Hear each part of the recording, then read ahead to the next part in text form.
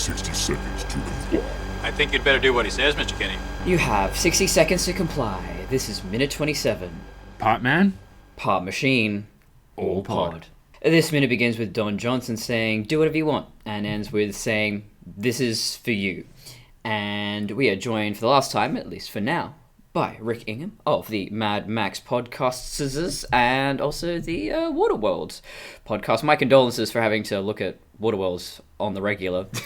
I mean, it's one hell of a movie, I'll tell you that much. There's It's one shell of a movie because it's the ocean and there are creatures with shells, and you see where I'm going. You know what? I have a film theory that basically says if a movie can fulfill the premise of its title, then it's crossed my low bar. For example, if you see a poster that says Robocop and you watch that movie and there is a Robocop in it, then congratulations, your movie has fulfilled the title. Like, Waterworld. Does the movie take place on a world that is covered with water? It does. Congratulations, you've crossed that bar. The thing that fascinates me about Waterworld, because I grew up with the Pirates of the Caribbean movies that are beautifully filmed in a way that shows the ocean in this really epic way. It feels populated, there's landmarks for the eyes to focus on. Waterworld takes the other approach where, oh no, there is no land, there's no landmarks, it is blue as far as the eye can see, and after about the first hour, it's frankly maddening. I don't know if that was the intention, but it sure does work that way. Yeah, the more I look at it, the more I'm thinking, yeah, that was 100% intentional. I just realized the secret origin of Waterworld is there's an episode of Star Trek Deep Space Nine Well, shit. That's exactly what I was hoping to spare you from. where Gillian Bashir gets trapped on a holodeck in a James Bond program, and at the end he destroys like the polar ice caps and floods the entire world except for the top of Mount Everest. You are genius. That's the secret origin of Waterworld. So the secret origin is the sequel to Our Man Bashir. Yeah, makes sense. Yeah. I buy it. Yep, canon. Now, I'm not going to take the time to go see, okay, when did that episode come out? Because if it came out after 1995, then that means that Bashir is secretly a Kevin Costner fan. November 27th, 1995. I was going to say it could have been about the same year because DS9 was in season 4, so yeah. Could be a coincidence. I'm saying that the producers of Waterworld were secret Star Trek fans all along. Right. Makes sense. Anyway, Robocop. Speaking of water. That's right. So we have all this text up on the side. He's got all these, I don't know, subroutines or whatever he's going through. They're just technobabble. Again, going back to technobabble. No, these are real things. Well, sort of, because one's command.com.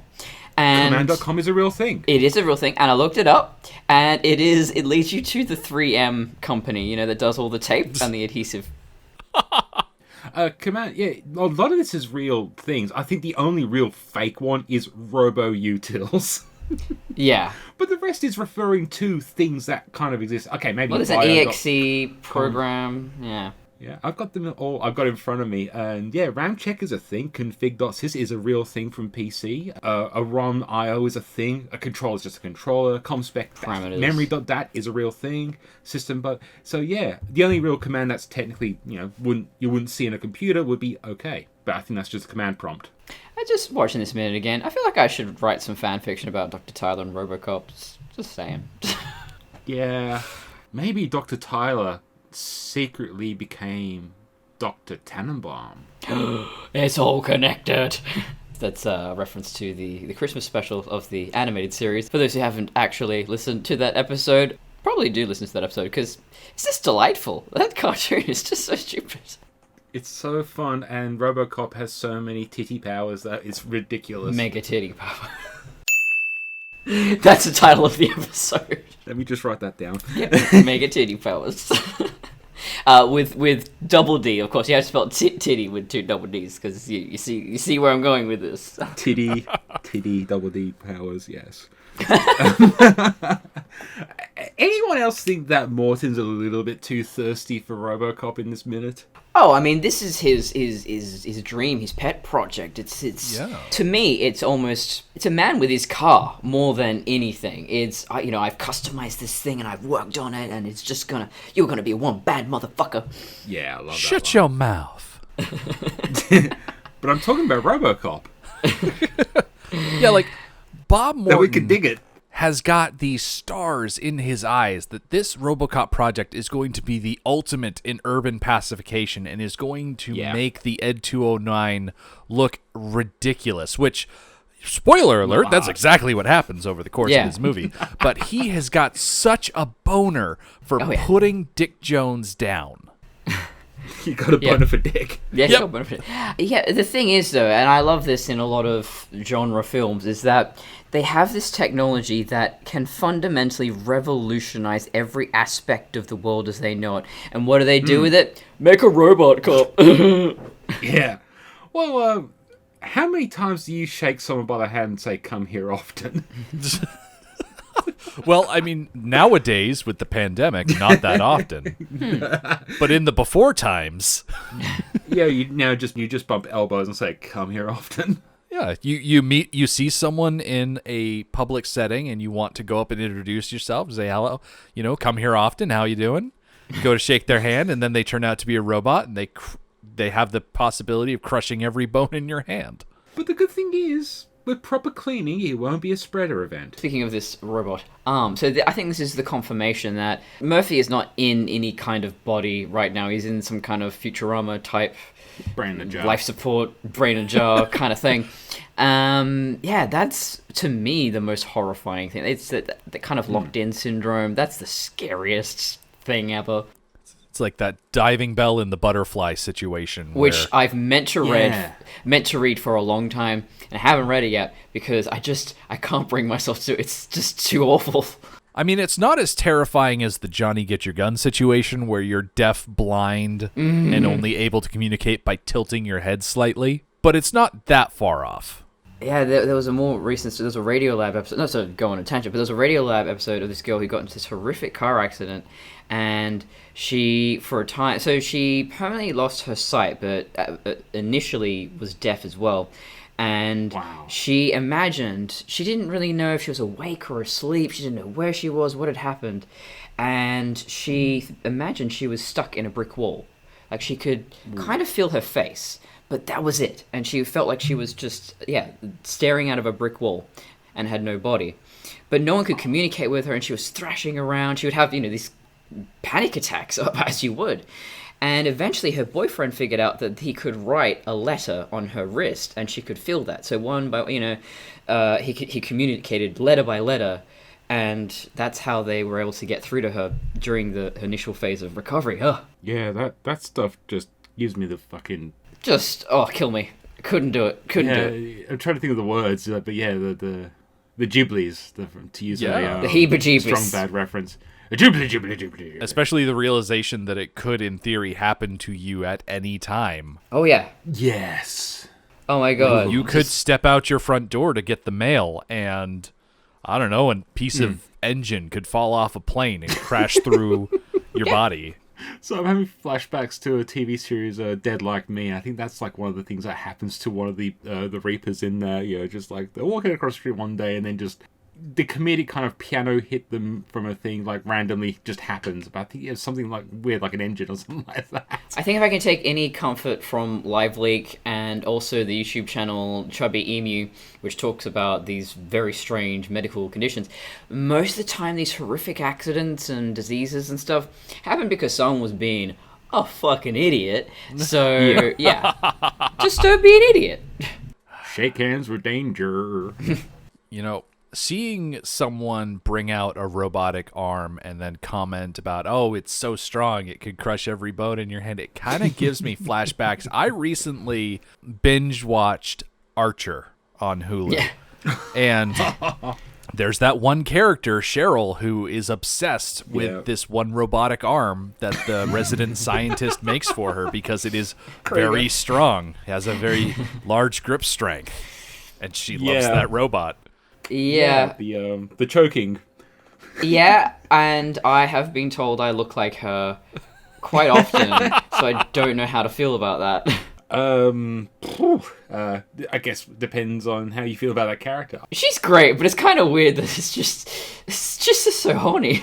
I stopped watching Idol when they started doing like the Miami Vice type stuff, and I just kind of lost interest. I've actually gotten back into it because I think in retrospect I was able to look back and go, oh, that's what they're doing. But Yeah, the Coma seasons are actually pretty fun. I'll say that much. I don't know how to describe to you how weird it is to watch a cartoon version of yourself doing all those weird kinky things. It's just How often do you go running around yelling Outlaw Country?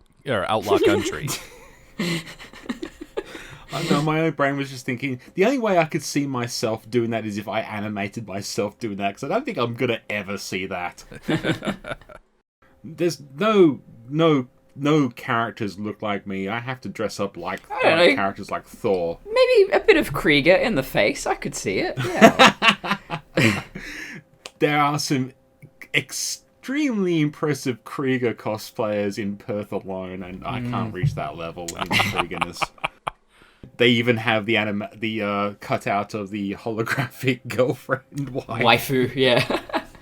So good. Speaking of weird robot fascinations. No, the funny thing is, to this day, whenever I look at this scene with the arm, my brain always goes, why are there 6 fingers? Because it's weird, because when you look at the hand, there's like the palm extends out slightly more than the rest of the 4 fingers, and there's just this little outcropping. It looks like a valve or something. Yeah. And it's just like, because this is supposed to be the hand that goes onto Robocop. Is this just a prototype and they slimmed it down when they finally got into the real thing? But even the hand seems bigger than, yeah. You know what they probably did?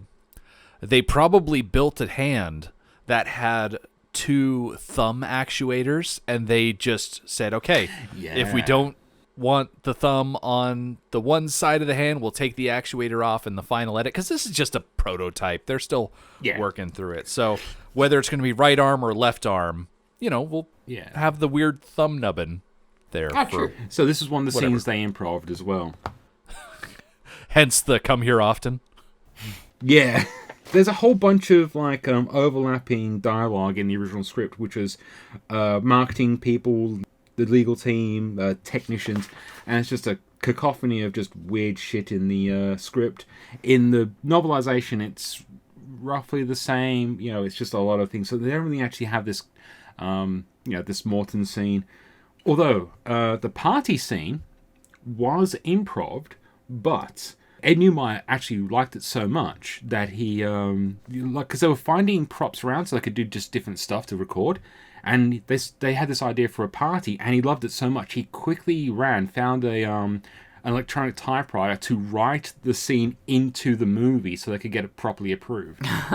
The party scene actually turns up in the novelization and the script we got. We got the 4th revision script, but it doesn't have any of the improv stuff on there. Just looking closely at the hand, is that maybe like an aerial? Like it's being controlled remotely? I'm wondering if that was... Because it just sort of gives me an aerial vibe. Yeah, every single time I saw it as a kid, I was like, why does Robocop have 5 fingers? Oh, 5 fingers and a thumb. Would it be an advantage to have a second thumb, or is that just overcrowding it? I don't know. That might be overkill.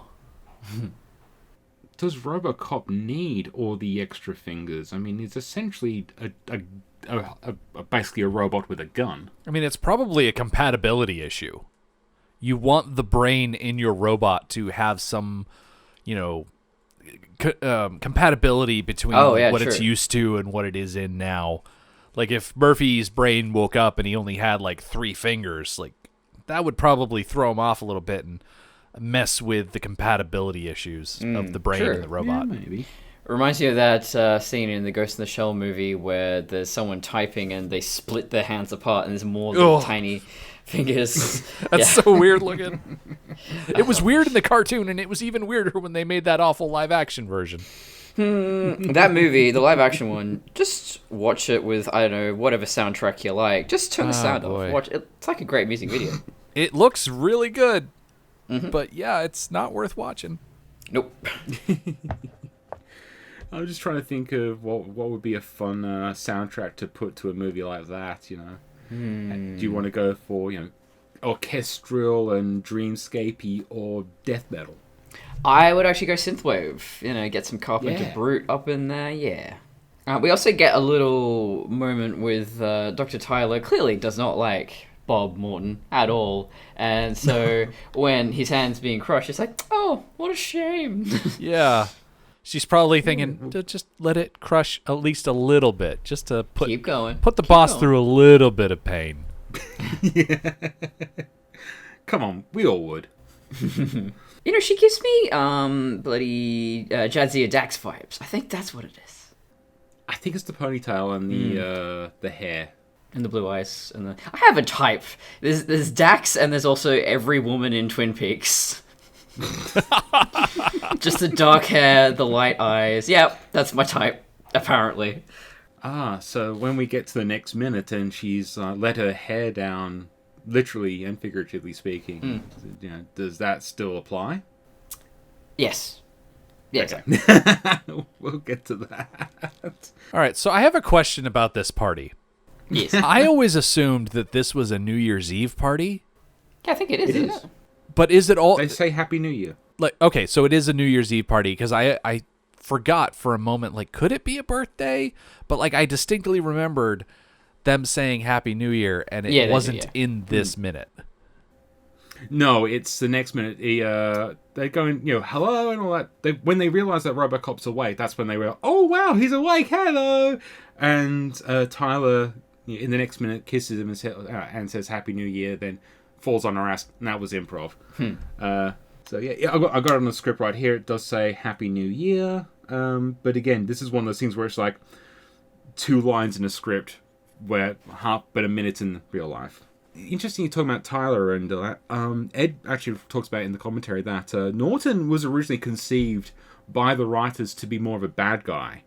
The idea being that we, the audience, would actually enjoy his death when he finally gets killed. Spoilers later on.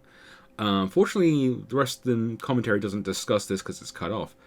But it does make sense when you think about, like, Norton is still the guy responsible for turning Alex Murphy into Robocop, in that he is the guy that put Murphy into the dangerous situation just so he could get a good cop in to basically die to be resurrected. But it's Miguel Ferrer, so you kind of just love to hate him. He's great. But that's the other thing. They found that Miguel's charisma and likability, regardless of how much of a prick he's playing, actually kind of subverted that. Mm-hmm. Plus, it's also the way that Ronnie Cox delivers his Dick Jones performance, where he's just, as much as you hate what Morton is doing, Dick Jones is just that much worse. Yes.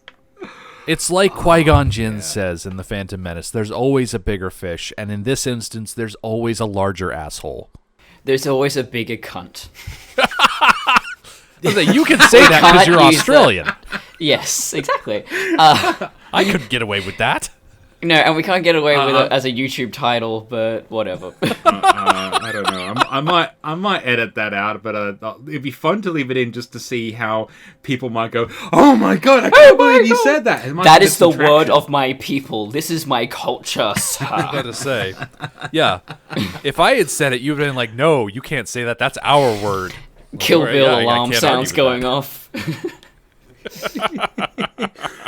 No, but it's funny when you bring up Dick Jones, is because he doesn't really have, at least in this first half, he doesn't really have that much of a role in everything that's going on, but he has such a lasting presence, and yeah, it's like everything kind of Morton does is because of Dick. Either looking up to Dick or trying to outdo him, or using the opportunity to just basically, Dick fumbled the ball, I'm stepping up and taking over.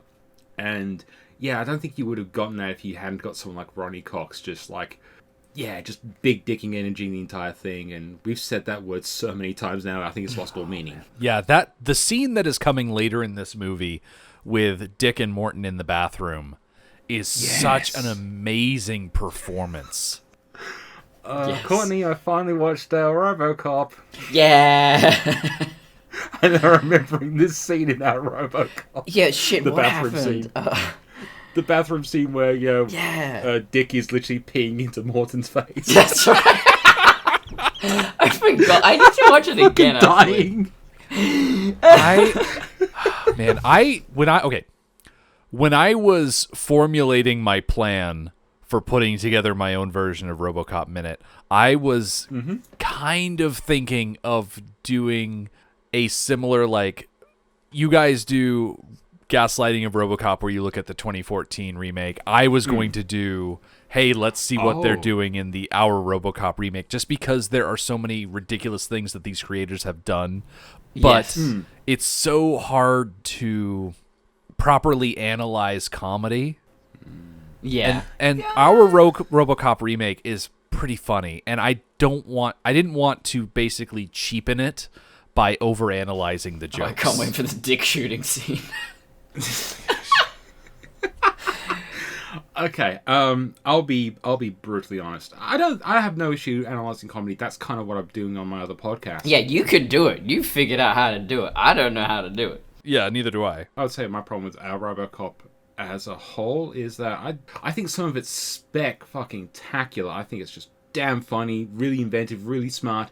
And there's other moments where it's just like, this has just lost me. Well, I mean, that's the risk you take when you have a bunch of different creators all working together, contributing their little bits. And it's so subjective. As a package, it was fascinating.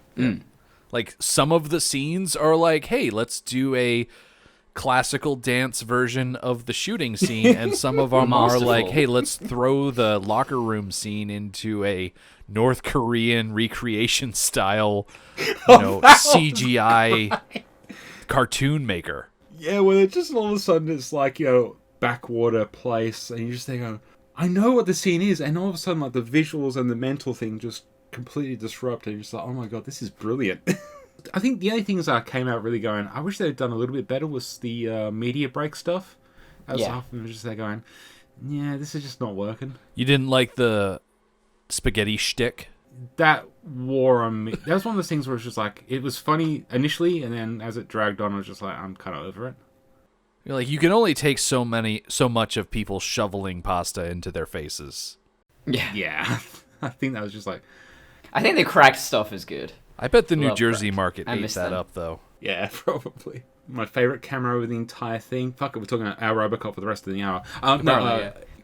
In the boardroom scene, the first one with Ed 209, one of the background actors is Peter from The Room. Kyle Voigt. He doesn't have any dialogue. He's barely noticeable, but if you spot him, you go, holy shit! And he even looks like he's wearing the exact same suit that he does when he's in the room. And for those who don't know, Peter is the psychiatrist friend who gets replaced towards the end birthday party scene with a completely different actor. Hey, he gets recast halfway through. I've seen that movie many times. Yeah. So, do we have any more notes for this minute? I can speak. John Davison.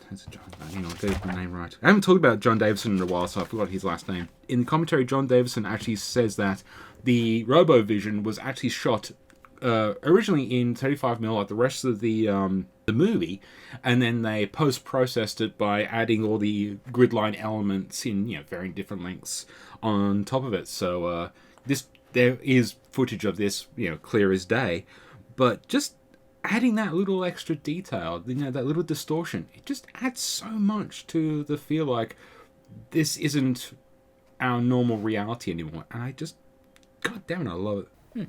It's another good example of us being in there with Murphy, experiencing it all at the same time. I know I've said it every single episode I've been on so far, but it doesn't make it any less true. Yeah. Doesn't hurt to reiterate what is true. All right. Gaslighting, Robocop. Alex, how do you feel? I feel fine, Dr. Morton. And this minute, it begins with Clara saying, you're saying you can save him. And then it ends with the end credit theme from Neon Genesis Evangelion. Yep.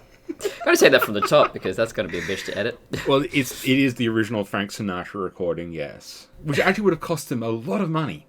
Frank Sinatra music is not cheap. When I hear this song, I actually think more of the Bayonetta video game because they hammer this song into you so much during that game. So I hear Fly Me to the Moon, and all I can think of is crazy skin-tight catsuit witch with guns on her feet. Yeah, it's the anime theme now, Yep. I guess. You had me at skin tight catsuit. Yeah, but it's made out of her hair, and that's just plain weird. I've not played that much Bayonetta. I really do need to because it looks like a fun game. I mean, it's really well done. Honestly, a lot of games coming out of Japan are a lot of fun. You know, you've got your Metal Gears, you got your Bayonettas, you got your bloody Final Fantasy. I've never played Final Fantasy before, but then I don't even know which one it is, 50 bajillion, and I'm on a boys' weekend because it's like our Bucks night thing because one of us is getting married. It's great. I'm having a wonderful time. Nah, Cloud's skin tight catsuit's the best.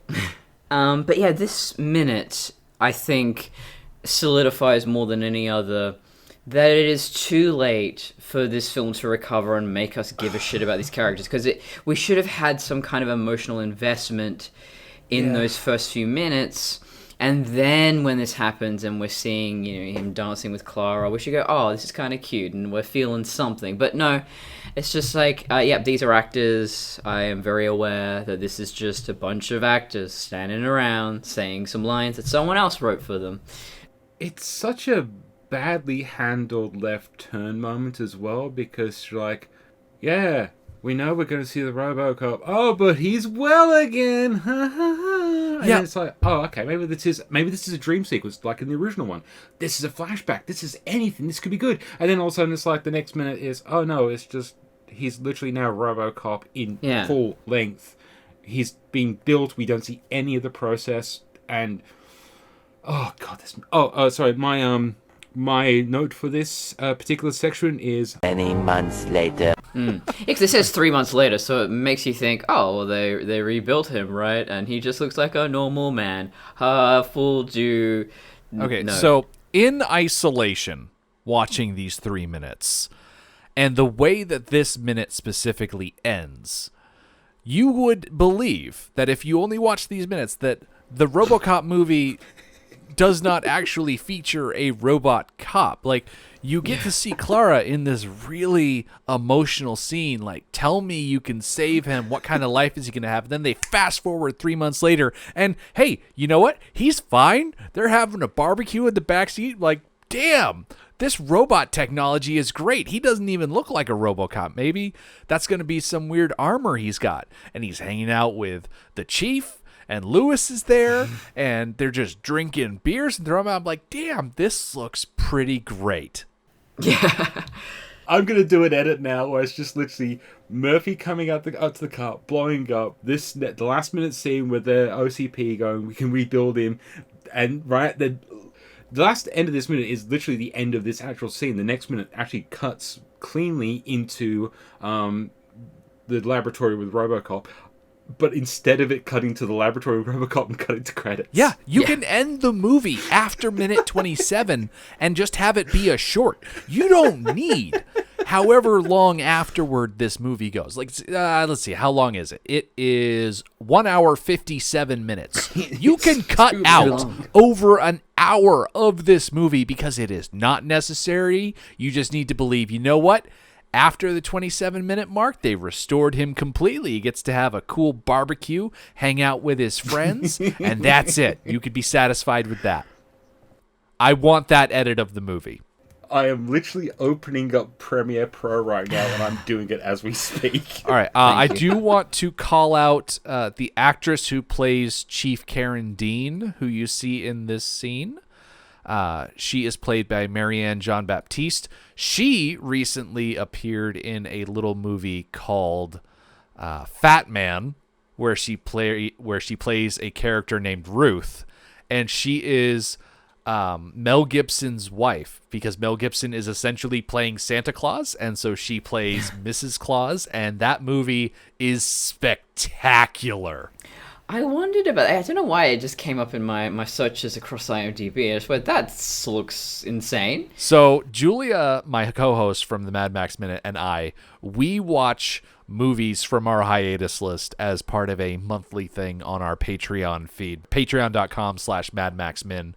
And we watched Fat Man the first weekend in January because Christmas had just passed.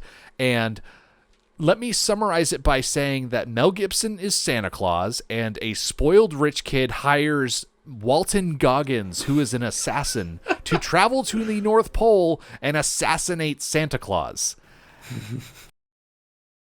And so Santa gets in a shootout with this assassin at the North Pole, and it is insane. I've added it to my Letterboxd list. It's on my Letterboxd list now. We're doing it. To quote Emil, I like it! Yes! Yeah, that's one of those movies and they're going, Mel Gibson, but at the same time, that looks too fun not to look at. Like, go into it with extremely low expectations. Like, don't let my gushing about it make you think that it is the next Citizen Kane, because it is so not. But yeah, it sounds like it might be like Baptiste Psycho is one of the high Gorman. points of that film. Yeah, I recently watched Psycho Gorman, and that's kind of the same thing, where it's this very campy, insane movie. It's not a masterpiece, but damn, it's fun. I am a lover of trash media. I think there's always some value to have from trash media and bad movies. I think there's even value reviewing this Robocop against the original, especially in this minute. I've been thinking so much about how every little choice in the original Robocop is to further the plot. So just the camera angles, the editing, the flashbacks. It's not just to show that he had a family, oh, that's sad. No, we're seeing his particular relationship with his family, or how he feels about that, and just all of that. And this particular flashback, okay, it shows that Murphy has a relationship with his wife that seems pretty okay, I guess. And that's it. That's all it is. Okay, so I've made my ultimate robo cut of the 2014 movie. It is 10 minutes and 16 minutes long. And let me just get the credits are longer than the film. The credits are 7 minutes and 15 seconds. Nice. It goes Metro Goldwyn Mayer Pictures, Columbia Pictures presents Robocop, then cuts to the Joel Kinnaman going up, blows up, boardroom scene, flashback, and then credits. Masterpiece. When I first watched this minute 27 for the remake, I thought the little white letters said 3 months earlier. I thought it was a flashback, but no, it's a flash forward to 3 months from now, which is why it works so good as, oh yes, they completely fixed him, everything fine, there's no shoe to drop. Yeah, exactly. You could be mistaken for that, to be honest. I legit thought, oh, this was 3 months earlier. Okay, so is this barbecue scene going to set up why he was exploded? No. I read it wrong. I was mistaken.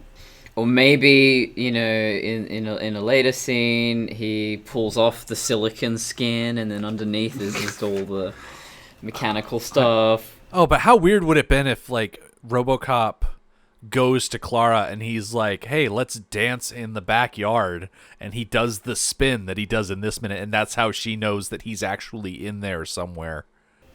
I still want the scene from Robocop 2 where Ellen goes and meets Robocop after he's been harassing, and he just goes, they built this to honor him. That would have been the better scene in this remake. Yeah.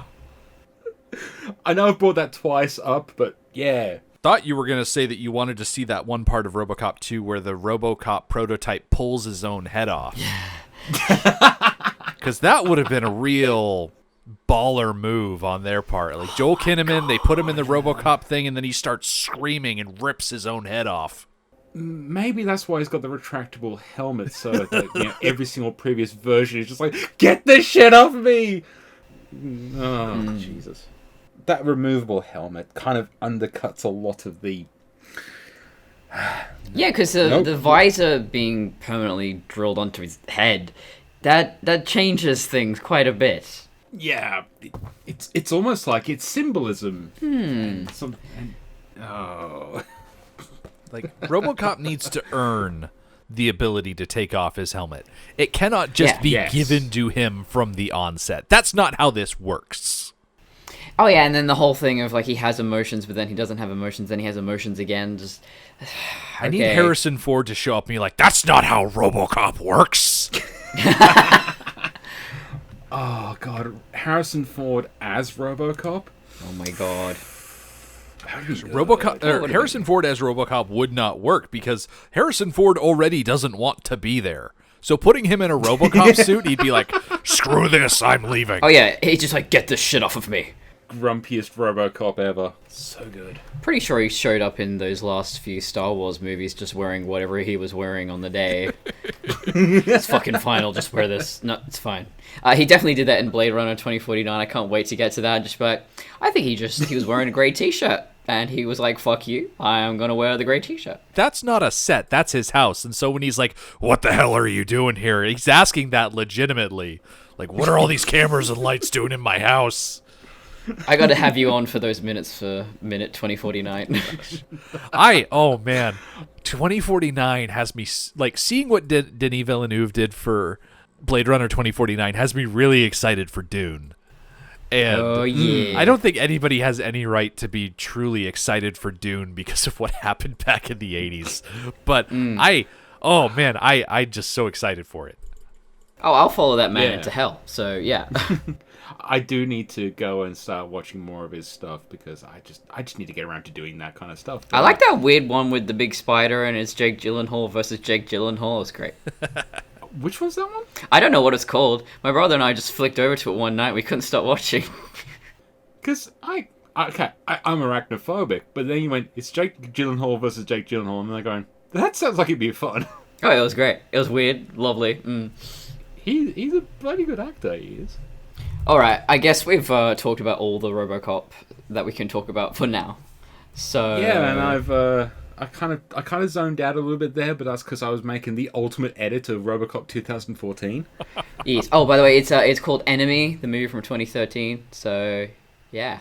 I have to look that one up. And but thanks again for and it was thank you for being a part of the podcast that never was for you. Yes, like I said before, thank you so much for bringing me on because sometimes the seed of an idea drops into the soil of life and it gets trodden underfoot and somehow it erupts through the pavement of of adversity to grow into the light of day, and it delights me to no end that I'm able to refresh my podcatcher every so often and see 60 Seconds to Comply pop up in my feed. I am so thankful for it.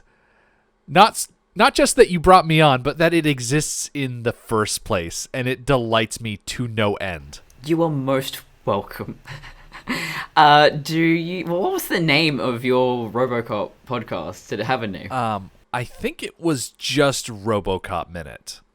You know what? Frankly, I feel like we've saved you from a mediocre title. There, yeah, so.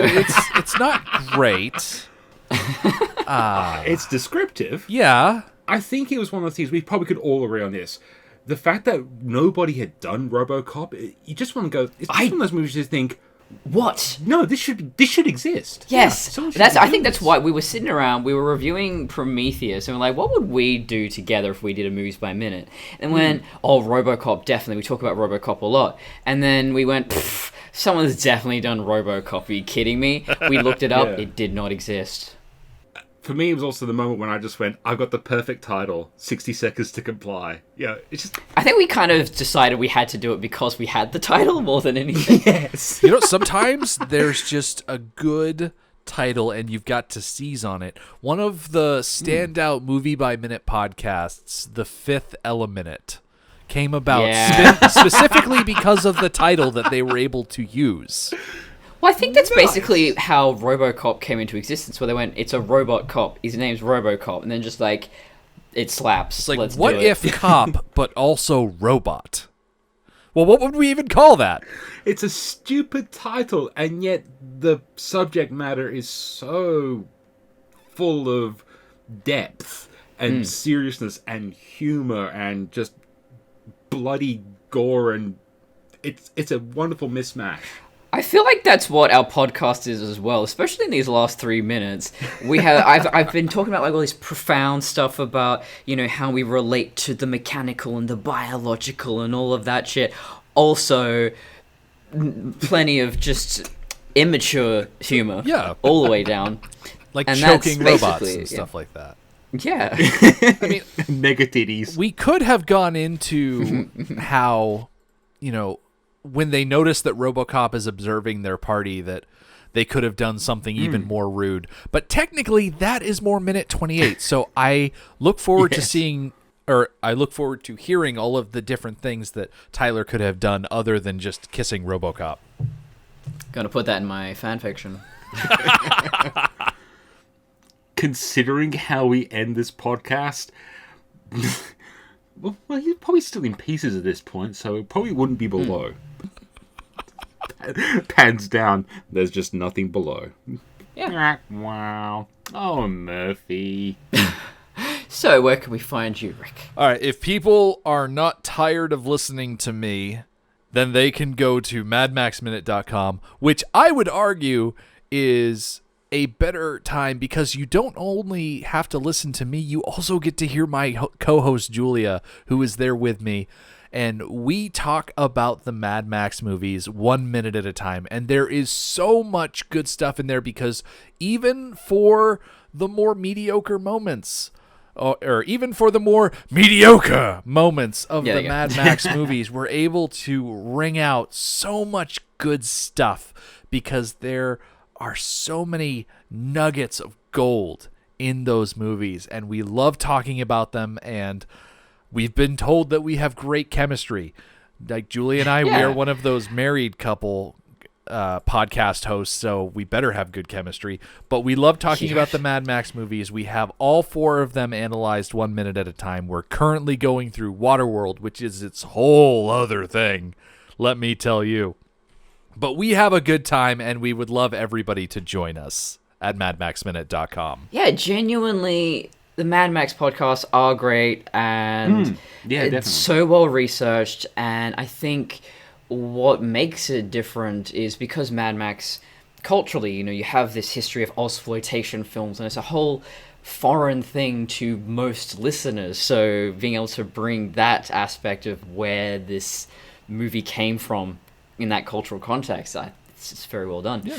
And if you listen far enough through the Fury Road season, you actually get to listen to me have about an hour-long conversation with Academy Award-winning director George Miller at the tail end. What? So, what? Yeah. So about midway through the Fury Road season, I saw an article from IndieWire where George Miller was talking about how when he hears fan productions like the Mad Max Minute, it gives him a lot of satisfaction knowing that the details that he's put into these movies are coming across to the audiences. And so I sent a few emails to his assistant, and she was like, okay, sure, I'll set up an interview.